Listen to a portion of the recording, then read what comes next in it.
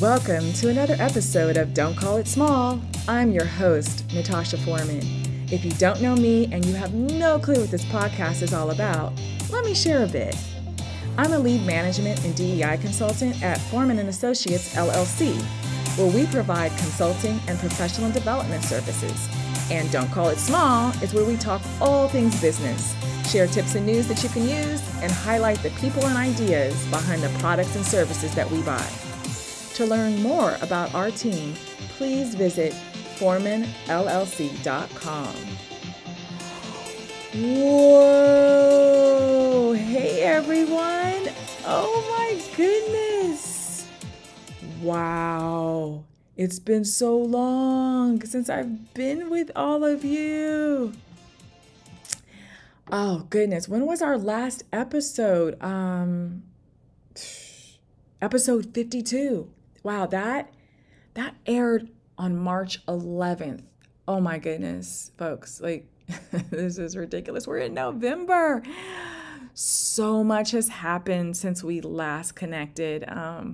Today's episode is dedicated to checking in and catching up. And I have so much to share and catch up on.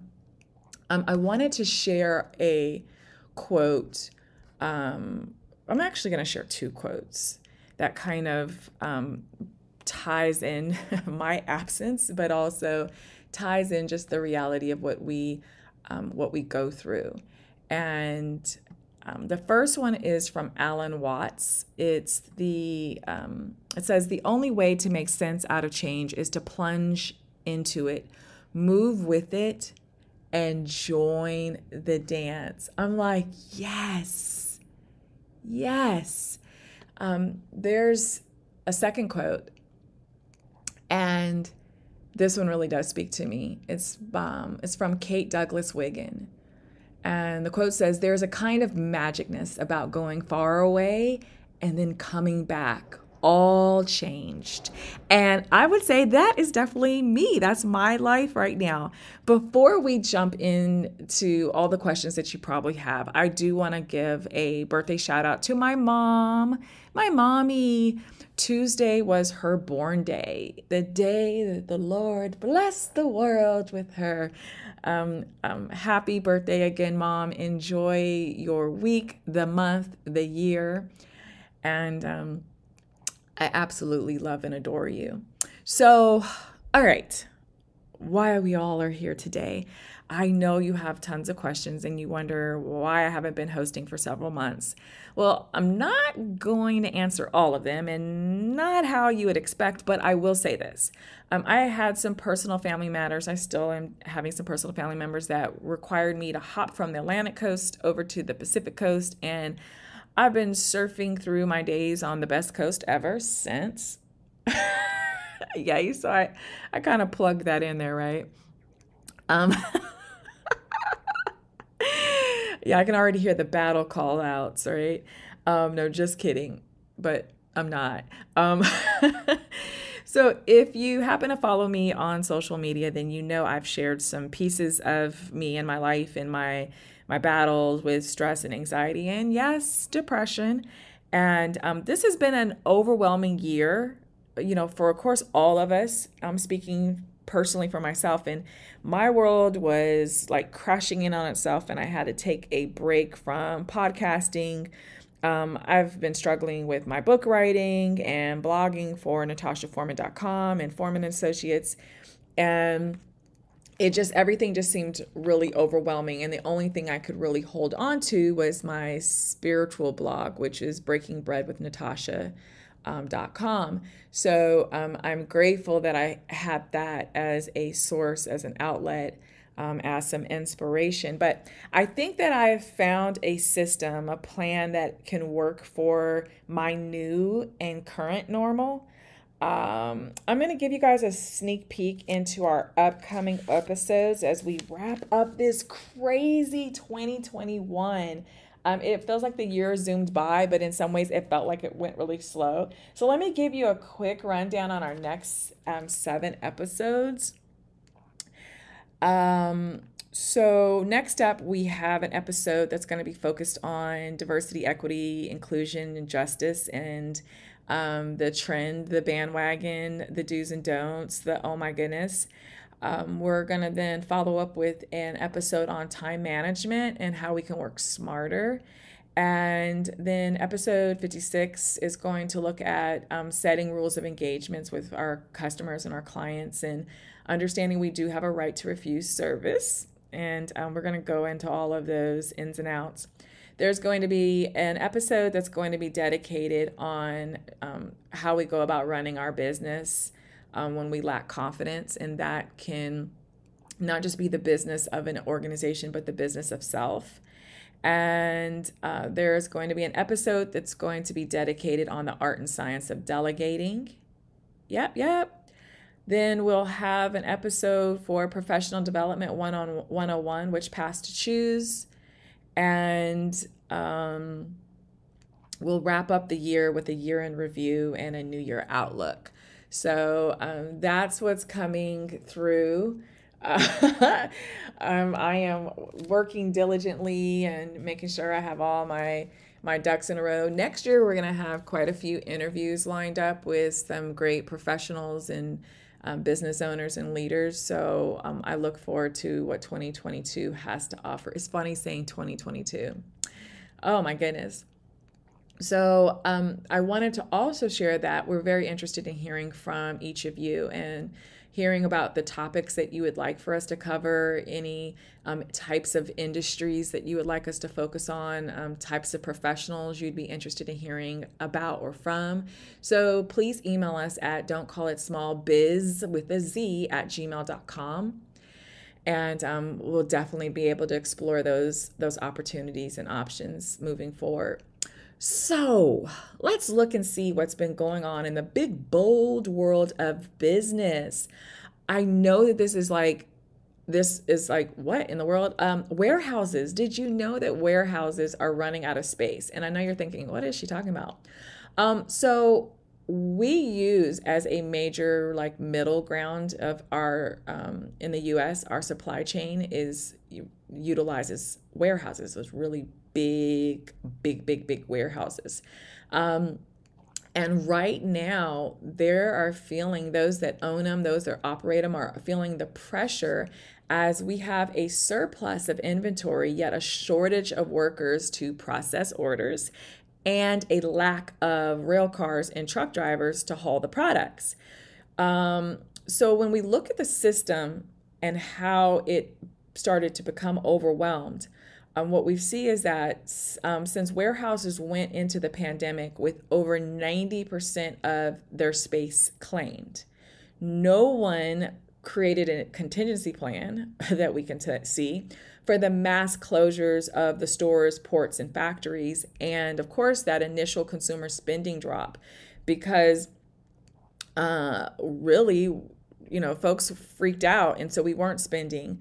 And because there hasn't been any relief since, we then saw that, okay, wait a minute, consumer shopping started to escalate. However, what we've seen is that retailers chose to increase their imports to record levels because they're like, oh gosh, yes, these folks are buying. The Natashas of the world are ordering things every other day. And they have the increased imports to fulfill the demand in the US. This resulted in mass storage of inventory. And so you see that retailers and warehouse infrastructure switched from just-in-time model to a just-in-case model. All of this has created oh dang, how quick can we build and operationalize some warehouses model? And this has created a commercial construction boom, but at the same time, the demand has smacked up to a static supply. And I was reading an NPR article by Alina Selyuk that really explored this in great detail. And we'll have to wait and see how long it'll take for things to normalize or take on a more satisfactory new norm, I guess we'll call it. So that'll be interesting to see. You know, if you've been traveling anywhere through the States, you see all these, you know, of course, the trucks, the big rigs and everything, but there's so much products that are just waiting at ports. And then, of course, the warehouses. It'll be interesting to see. So changing focus a little. Have you guys been keeping tabs on Lucid Group, Lucid Group? They just confirmed new reservations for their 2022 electric vehicle. Yep. Shares jumped more than 5% during after hours trading. On Monday, they had more than 17,000 reservations for their new Air sedan. I saw that in third quarter, they had 13,000 reservations. And so the reservations through September had them at about 1.3 billion order book. So they're aiming for a 20,000 vehicle production target for next year.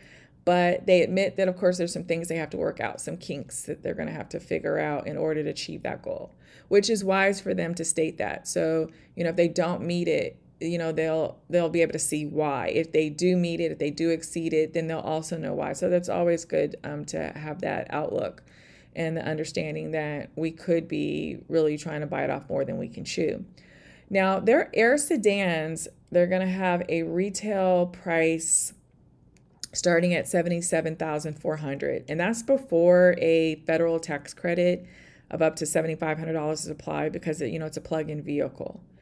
Their flagship sedan, the Dream Edition, is a special edition that's supposed to have a range of up to 520 miles. And that's going to go for a whopping $169,000. Yes. So deliveries begin the first in California. Surprise, surprise. We'll have to see how the competition intensifies, because everyone's scrambling with this, e-vehicle situationship. But congrats to Lucid Group. The car is looking a little hot, folks. I mean, I don't know. Those of you that are focused on Tesla, you may say, oh, wait a minute, I may need to look over this Lucid, the Dream Edition or the Air sedan. I don't know. But now, let me give you guys some quick news. Someone was strolling through Costco with a card skimmer stealing shopper data. They set it up in a warehouse, which kind of screams inside job. Like, I'm sure there's going to be investigation, because who gets inside the warehouse other than workers? I mean, it's possible that someone could have slid in and no one was paying attention. It just so happened that an employee found it during normal, I guess, walking through and checking shelves or something. So Costco's, if you have a Costco membership, they'll, I'm sure they've already reached out to you if it was applicable to your area. TikTok, remember we talked about TikTok about a year or two ago on here, where I was talking about privacy and some of the concerns that a lot of people have had. And this is before, the former president went on his rampage, because TikTokers, anyway, they had a field day with him. This is something interesting. It seems as though TikTok is pushing users to connect more with friends and family rather than limiting your feed to new folks. So they're definitely using their technology to find out who you connect with and who your contacts are, and really helping you focus on that. Some can say that it's a great way to really enhance and nurture your village, right? Your inner circle, to keep you connected and grounded with those closest and dearest to you.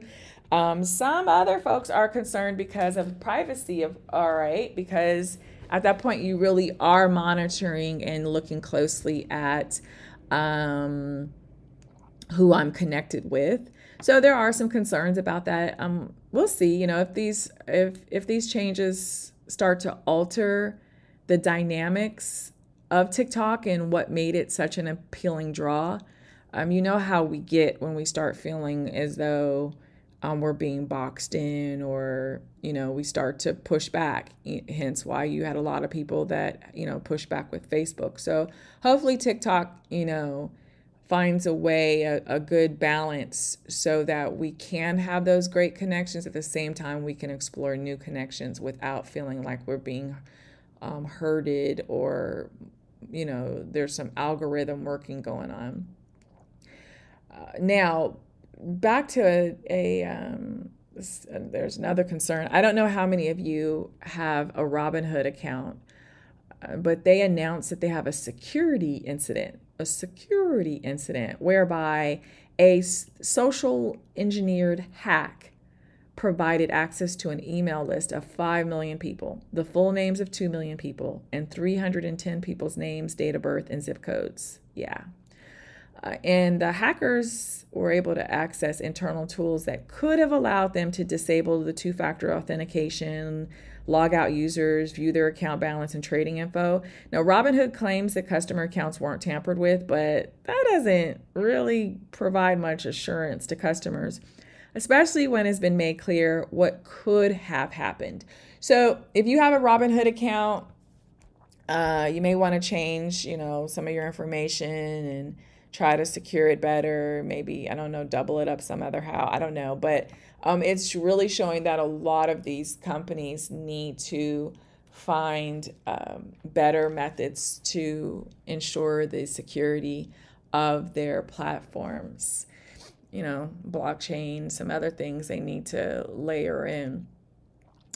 Now, I do want to throw in some non-business news just to make your critical thinking skills stretch a little bit, if you don't mind. So can you explain why the same people who scream about freedom, Bill of Rights, limited government, and so on and so forth are oftentimes the same people that are aggressively trying to censor, ban, picket, cancel, object, disenfranchise, lock up, enslave other people, and complain that the government isn't doing enough? It needs stricter and tougher, sentencing laws, blah, blah, blah, blah, blah, blah, blah, blah, blah. America ain't Burger King, folks. You can't have it your way. Like, it's crazy. It feels like, folks are struggling with multiple personalities going on in their brain. As I said on my NatashaForeman.com blog the other day, it was my quote of the day for November 16th.